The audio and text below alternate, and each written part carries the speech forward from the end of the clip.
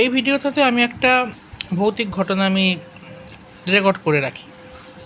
সেটা হলো যে এই ঘটনাটা ঘটেছিল একটা ছেলের জীবনে। সেই ছেলেটা আমাকে বলেছিল যে ও একটা মাল্টি ন্যাশনাল কোম্পানিতে চাকরি করতো।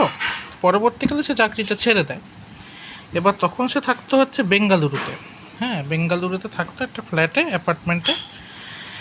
অ্যাপার্টমেন্টের প্রায় 5 কি 6 তলায় বোধহয় ও থাকতো।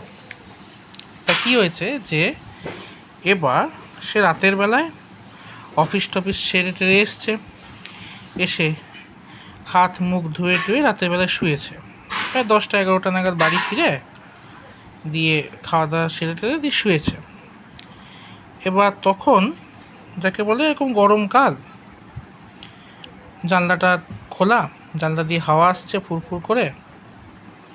তা ওর যেখানে খাট ছিল সেই খাটের পাশে একটা জানলা ছিল।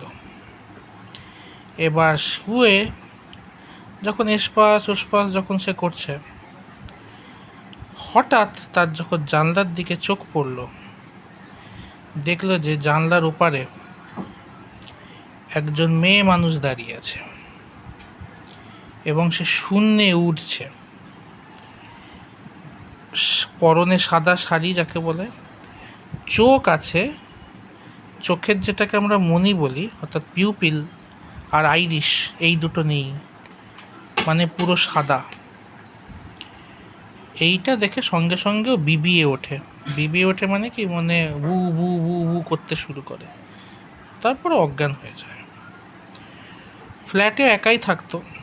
পরের দিন ওর যারা প্রতিবেশী ছিল তারা এসে প্রায় বেলা 10টা-11টা নাগাদ এসে ওর ঘুম ভাঙায়। তো এই ছিল এই ঘটনাটা।